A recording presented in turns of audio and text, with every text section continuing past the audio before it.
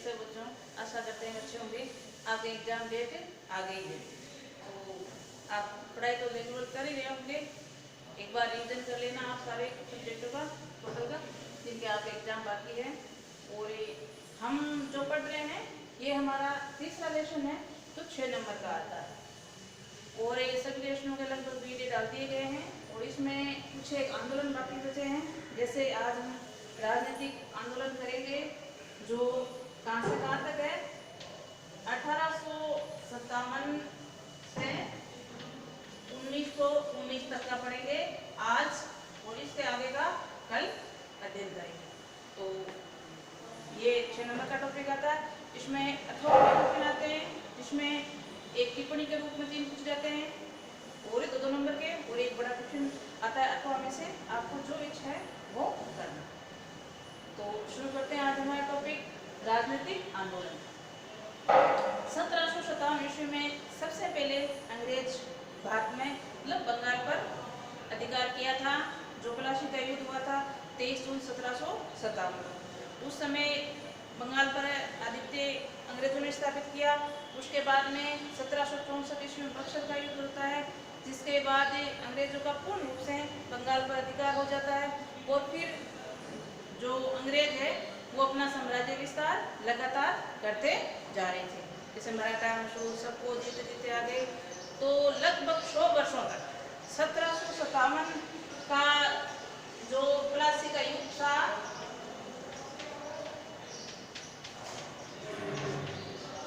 और फिर भारत की ओर से 1857 ईस्वी में पहली क्रांति होती, पहली क्रांति, ठीक है। जो मंगल एक सैनिक था जिसका नाम था मंगल पांडे, वो करता है जो कान की छावनी का था, बेरमपुर की छावनी का था। मुख्य तत्कालीन कारण क्या रहता है, जो कारतूस थे, नई एक बंदूक लाई गई उसमें कारतूस डले हुए थे, वो गाय की चर्बी से बने हुए थे। और मंगल पांडे ने इस चीज के लिए मना कर दिया था कि मैं ये अपने मुंह से नहीं बोलूंगा। तो इस कारण इसने सबसे पहले 1857 में क्रांति की और इसको बाद में फांसी दे दी गई। जैसे इसको फांसी दी गई तो विद्रोह और भड़क गया और खूब चला। लेकिन कुछ ऐसे कारण रहे जिससे 1857 की क्रांति है वो असफल रही, सफल नहीं हो पाई। कुछ एक कारण है जैसे एकता की कमी थी, भारतीय में संगठन नहीं था, हथियारों की भी कमी थी, राजा महाराजा जो शासन कर रहे थे वो भी अंग्रेजों के साथ मिले हुए थे। तो कुछ ऐसे कारण है जिसके कारण ये क्रांति असफल थी। क्रांति असफल होने के बाद जो पढ़ा लिखा वर्ग था, सामंत थे, उन्होंने यहाँ शासन प्रारंभ कर दिया। तो उन्होंने शासन प्रारंभ किया साथ में अपने अपने स्थानों पर और आगे जाकर उन्होंने जो शासक थी उसको याचना पत्र प्रार्थना पत्र भी दिए और साथ में जो पढ़ा लिखा वर्ग था, पढ़ा लिखा युवा था, उनको भी जागरूक करने की कोशिश की ताकि भारत में जो शोषण हो रहा है सभी का उसके प्रति उसको सचेत करें, संगठित करें और देश को आजाद कराएं। और कई प्रकार के समाचार पत्र भी निकले गए जिसमें जनता के अंदर जागृति लाने की, राष्ट्रीय भावना लाने की कोशिश की गई। जैसे हिंदू पत्रिका जो 1868 में पत्रकार निकलता है उसमें भी इसके प्रति लिखा गया था। और भी कई प्रकार के सचेत करने के लिए, जनता को जागरूक करने के लिए तरह तरह के कार्यक्रम चलाते गए थे। और 1885 ईस्वी में इंडियन लीग की स्थापना की गई।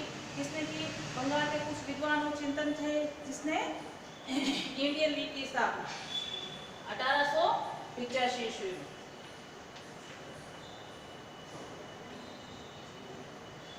इंडियन लीग की स्थापना की।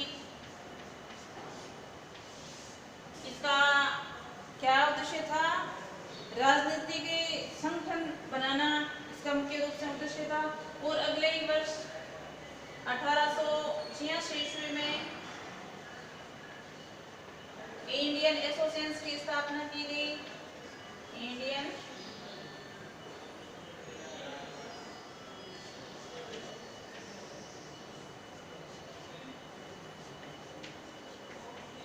एसोसिएशन की स्थापना की गई। किसने की थी, सुरेंद्र नाथ बनर्जी ने। ध्यान में रखना ये स्थापना किसने की थी,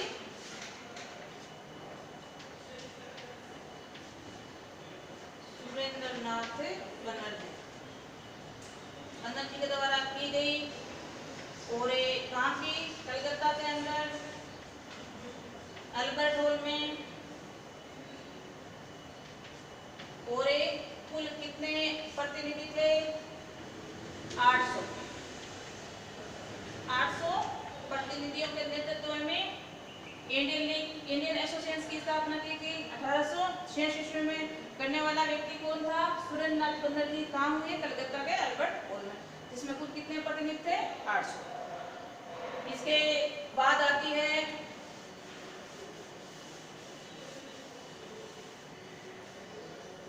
Indian national Congress. Indian national Congress भारतीय राष्ट्रीय कांग्रेस। इंडियन नेशनल कांग्रेस की स्थापना सबसे पहले जो संस्थापक है वो है A.O. ह्यूम। वो एक सिविल सेवा से सेवानिवृत्त व्यक्ति थे। अंग्रेजों का मुख्य रूप से इसमें ध्येय देखे तो था कि जनता के मन में क्या है इस बात की जानकारी मिले, ताकि जनता आगे आने वाले समय में क्या क्या करना चाहती है उसके बारे में जानकारी प्राप्त हो सके। तो इसकी स्थापना हुई कब है? पहले संस्थापक देख लेते हैं। इसका संस्थापक है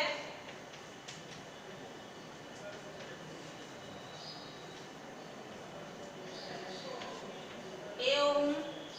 और इसकी स्थापना हुई है 28 दिसंबर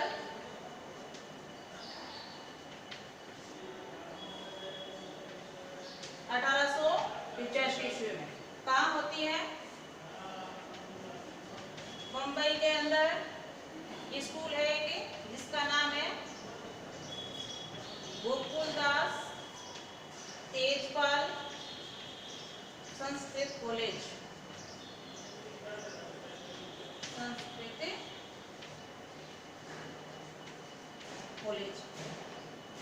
और इसका जो अध्यक्ष होता है, अध्यक्ष का नाम है व्योमकेश चंद्र बनर्जी। और इसमें कुल 72 प्रतिनिधियों ने भाग लिया था।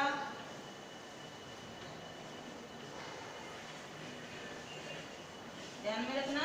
तो ये सम्मेलन संस्थापक तो A.O. ह्यूम है। आप यहाँ ध्यान में रखना, कई बार ऐसा क्वेश्चन आ जाए, कंफ्यूज ना हो। संस्थापक पूछे तो A.O. ह्यूम है और अध्यक्ष पूछे तो व्योमचंद्र बनर्जी। ध्यान में रखना, ठीक है। कब हुआ इसका सम्मेलन? 28 दिसंबर 1885 में। कहाँ होता है? मुंबई के अंदर। और जिस कॉलेज में होता है उसका नाम है गोकुलदास तेजपाल संस्कृत कॉलेज। अध्यक्ष व्योमचंद्र बनर्जी है। और कुल कितने प्रतिनिधि भाग लेते हैं? 72 प्रतिनिधि इसमें भाग लेते हैं। इनका कुछ मुख्य उद्देश्य भी होता है, जैसे जो राजनीतिक विचारों वाले व्यक्ति हैं उनको मिलने का अवसर प्राप्त हो। दूसरी बात, आगे आने वाले समय में हम क्या कार्यक्रम करें उसके बारे में जानकारी ले सकते हैं। और जो ब्रिटिश सरकार की शासन व्यवस्था थी उस पर नजर रख सके कर्तव्यनिष्ठा के साथ। और चौथी बात थी कि एक स्थायी रूप से भारतीय संसद की प्रणाली का निर्माण किया जाए। इसका कुछ मुख्य उद्देश्य लेकर चले थे। इसके आगे हम और भी कई सम्मेलन देखते हैं। इसी के इंडियन नेशनल कांग्रेस के जैसे 1886 ईस्वी में होता है। दूसरा, इसके अध्यक्ष हैं अध्यक्ष और यहाँ स्थान। इसके अध्यक्ष होते हैं दादा भाई नौरोजी। दादा भाई नौरोजी। और होता कहाँ है ये? कलकत्ता के अंदर। कहाँ होता है? कलकत्ता के अंदर। अगला देखें हम तो 1887 ईस्वी में होता है। और इसके अध्यक्ष कौन होते हैं? बदरुद्दीन तैयब। और ये काम होता है मद्रास के अंदर। अगला हम देखें 1881 ईस्वी को,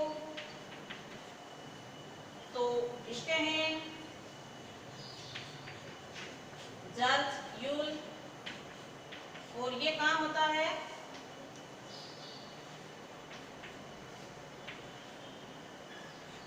इलाहाबाद में, जो आजकल प्रयागराज के नाम से प्रसिद्ध है। तो आपने नोट किया होगा जो मैंने ये बताया चार, जिससे पहला हुआ था मुंबई में हुआ था, जिसकी अध्यक्षता किसने की थी? व्योमचंद्र बनर्जी ने। दूसरा होता है 1886 में, जिसके अध्यक्ष कौन करते हैं? दादा भाई नौरोजी, होता है कलकत्ता के अंदर। अगला देखें हम तो 1883 में बदरुद्दीन देव और मद्रास में होता है। इसके बाद 1888 में जॉर्ज यूल और इलाहाबाद में होता है। इसमें आपने ध्यान दिया होगा अलग अलग सभी अध्यक्ष भी अलग अलग है और स्थान भी अलग अलग है। इसके पीछे इंडियन नेशनल कांग्रेस का उद्देश्य क्या था कि सभी जगहों पर इसका प्रचार प्रसार हो और सभी वर्गों के लोग इसमें शामिल हो, इसलिए अलग अलग स्थान चूज करते थे और अलग अलग इसको व्यक्ति को अध्यक्ष बनाया जाता था। सब धर्मों को लेकर साथ चलने का इसका मुख्य ये था। इसके आगे हम देखें तो 1896 शुरू नेशनल कांग्रेस का एक सम्मेलन होता है। ये इसमें है रहीम तुल्ला सयानी, इसमें सबसे पहले वंदे मातरम गाया था, ध्यान में रखना।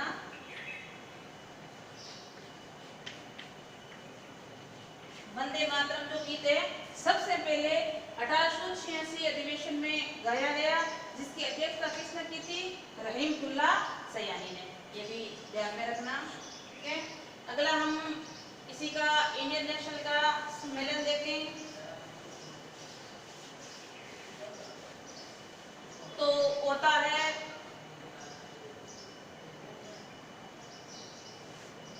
1905 ईस्वी में। इसके अध्यक्ष होते हैं गोपाल कृष्ण गोखले।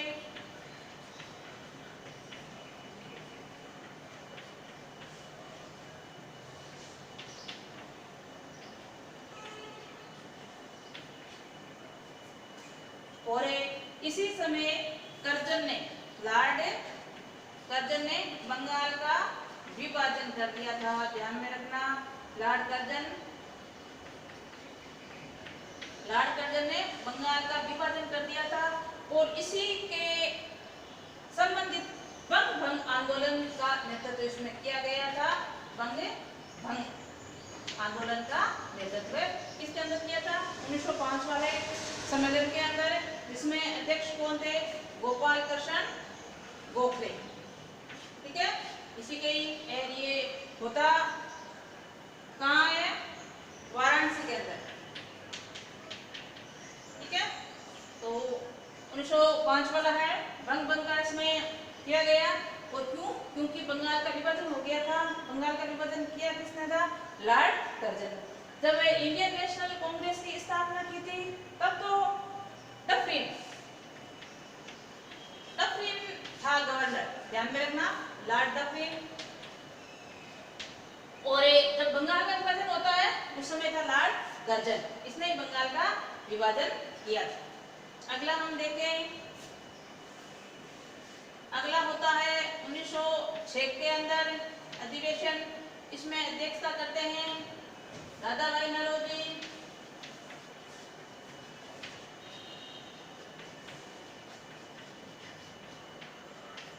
और सबसे पहले शिवराज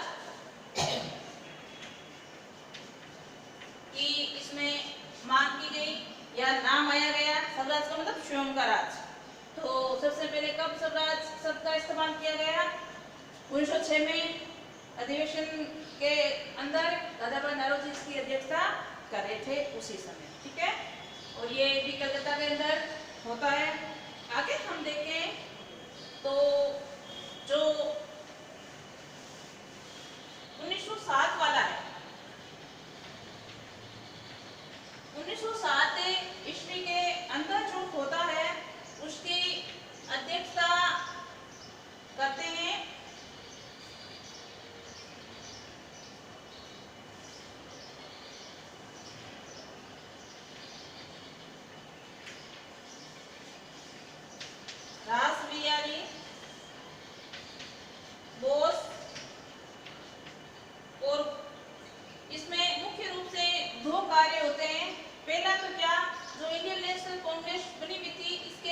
दल थे, दो दल बन जाते हैं। एक दल बन जाता है नरम दल जिसको हम उदारवादी बोलते हैं, एक बन जाता है गरम दल जिसको हम उग्रवादी बोलते हैं। ध्यान में रखना। तो 1907 ईस्वी में जो सम्मेलन होता है, अधिवेशन होता है, जिसकी अध्यक्षता कौन करते हैं? रासबिहारी बोस। उसमें उस समय कांग्रेस के दो दल बन जाते हैं। ध्यान में रखना, कांग्रेस के दो दल बन जाते हैं, एक गरम दल जिसको हम उदारवादी दल बोलते हैं और दूसरा बन जाता है नरम दल जिसको उग्रवादी दल बोलते हैं। क्यों बन जाते हैं? क्योंकि दोनों की विचारधारा मिलती नहीं है, दोनों की अलग अलग विचारधारा है, इसलिए ये दो भाग बना देते हैं अलग अलग। और दोनों का मकसद एक ही है, भारत को आजाद करवाना, लेकिन दोनों के विचार अलग अलग है। तो ये होता है। अब हम पहले नरम दल और गरम दल के कुछ वर्णन देख लेते हैं।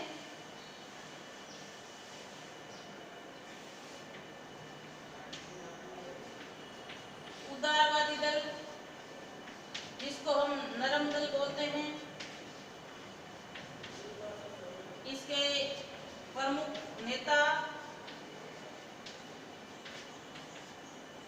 नेता थे गोपाल कृष्ण गोखले,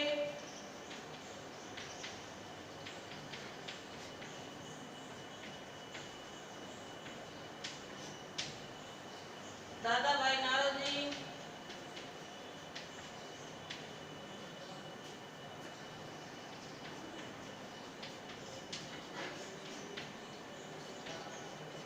फिरोज शाह मेहता,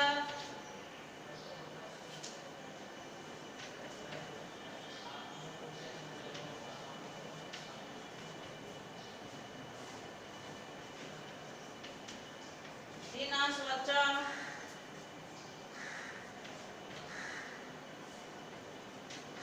व्योमेश चंद्र बनर्जी और सुरेंद्रनाथ बनर्जी,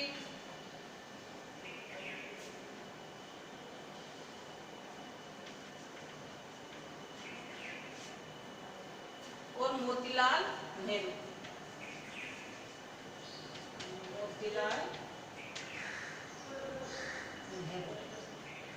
ये मुख्य रूप से नरम दल के प्रमुख नेता थे।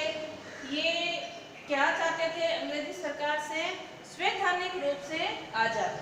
ठीक है, तो संवैधानिक रूप में जैसे याचना पत्र दे दिया, शपथ पत्र दे दिया, या सहानुभूतिपूर्ण या उसने आग्रह कर लिया कि हमें आजादी दिए। इनके अंदर मुख्य रूप से अमीर वर्ग ने भाग लिया था, जैसे वकील, डॉक्टर, इसके इंजीनियरिंग सर्विसिंग के साथ थे।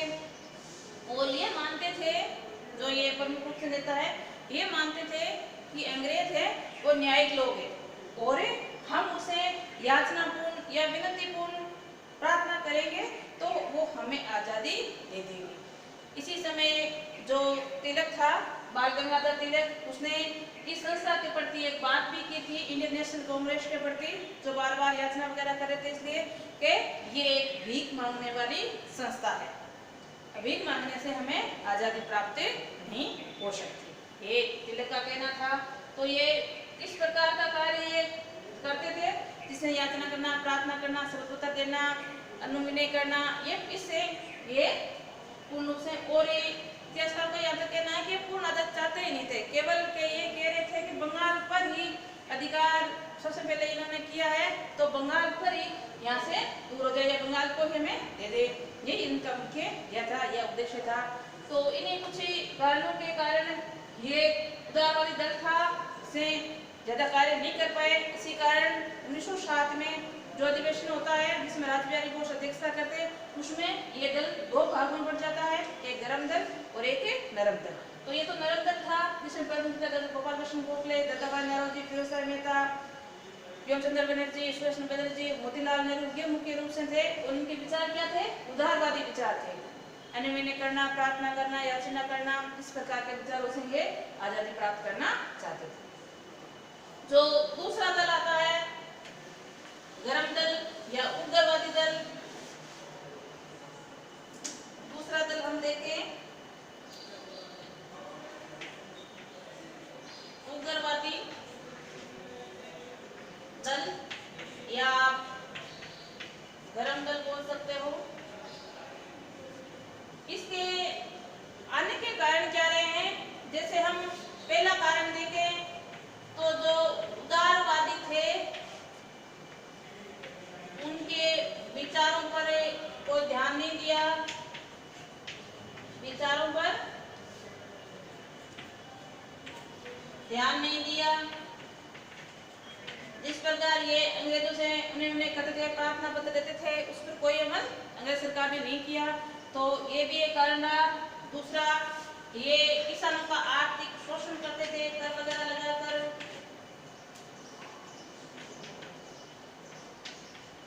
आर्थिक शोषण, जिससे पूरा किसान वर्ग दुखी था। और कई अंतर्राष्ट्रीय कारण भी रहे हैं, जैसे एक छोटा सा देश था जिसने इटली को पराजित कर दिया था, तो इन जो नरम दल के नेता थे उनके मन में भी ये विचार जगे कि इतने छोटे राज्य ने इतने बड़े इटली को पराजित कर दिया, तो क्यों ना हम भी भारत को आजाद करा सकते हैं। और एक अंतर्राष्ट्रीय कारण वो भी बनता है, जापान ने उसको भी पराजित किया था। इसी के कारण यहाँ के जो नेता थे, नरम दल के नेता थे, उनके मन में विचार जगा क्यों ना हम भी भारत को इससे आजाद करें।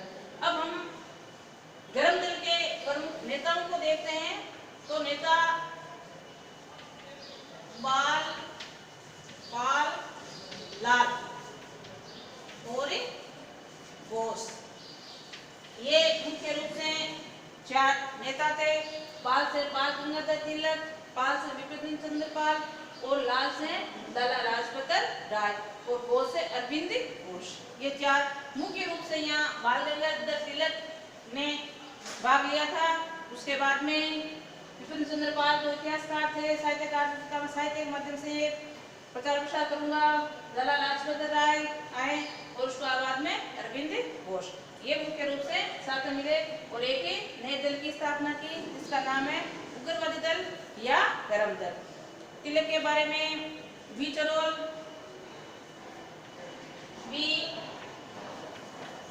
चरोल ने क्या कहा है कि ए शांति, भारत के लिए ए संतोष माहौल पैदा करने वाले हैं। कौन? बाल गंगाधर तिलक। और बाल गंगाधर तिलक ने जो मांडले जेल में 6 वर्ष बिताए थे, उसमें उसने गीता ऋषि नामक पुस्तक लिखी थी और केसरी भी इसकी पुस्तक आती है, ये प्रसिद्ध है। तो ये बाल गंगाधर तिलक थे। इसने जो ये दल बनाया था, इस दल के अंदर ये क्या करते हैं, इसकी मांग क्या होती है? अगर हम इसकी मांग देखें तो होती है स्वराज, ठीक है, स्वयं का राज हो, हमें स्वराज चाहिए, ये मुख्य इसकी मांग होती है। और ये किस चीज का बहिष्कार करते हैं? जैसे ये जो शिक्षा प्रणाली है इसको अपनाते हैं, राष्ट्रीय शिक्षा प्रणाली, ठीक है, राष्ट्रीय शिक्षा प्रणाली को और स्वदेशी, मुख्य रूप से इन बातों पर जोर देते हैं। और विदेशी जो वस्तुएं उनका बहिष्कार करते हैं, ठीक है, विदेशी वस्तुओं का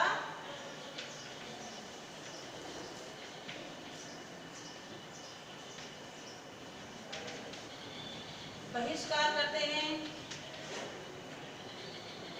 और बहिष्कार शब्द सबसे पहले किस कौन लाया था? कृष्ण मित्र नाम का एक कवि होता है, लेखक होता है, जिसने अपनी संजीवनी पुस्तक के अंदर सबसे पहले बहिष्कार शब्द का प्रयोग किया गया था।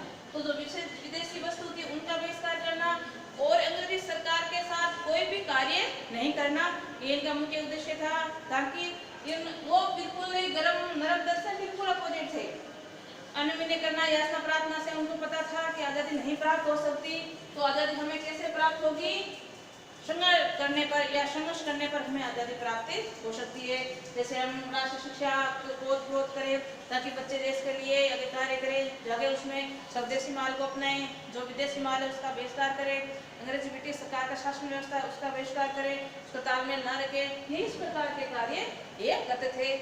तो ये गरम दल और नरम दल था। अब एक अधिवेशन होता है जो कब होता है? 1916 के अंदर 1916 ईस्वी में और इसके अध्यक्ष होते हैं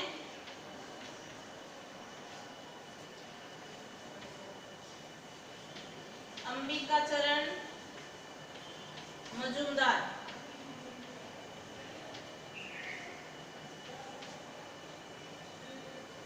और ये होता कहाँ है? लखनऊ में। और इसमें दो बातें अच्छी होती है। क्या होती है? एक तो जो नरम दल एवं गरम दल था, दोनों साथ मिल जाते हैं।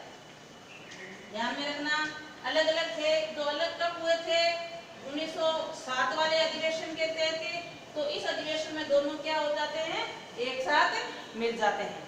और जब एक साथ दोनों मिलते हैं तो बाल गंगाधर तिलक ने एक बात कही थी कि स्वराज मेरा जन्मसिद्ध अधिकार है, मैं उसे लेकर रहूंगा। ध्यान में रखना, इसी जो सम्मेलन हुआ था उसमें एक साथ हुए थे, तभी ये बात की थी बाल गंगाधर तिलक ने कि स्वराज मेरा जन्मसिद्ध अधिकार है, उसे मैं लेकर रहूंगा। एक बात तो ये होती है। और इसी के साथ दूसरी बात क्या होती है? कांग्रेस एवं मुस्लिम लीग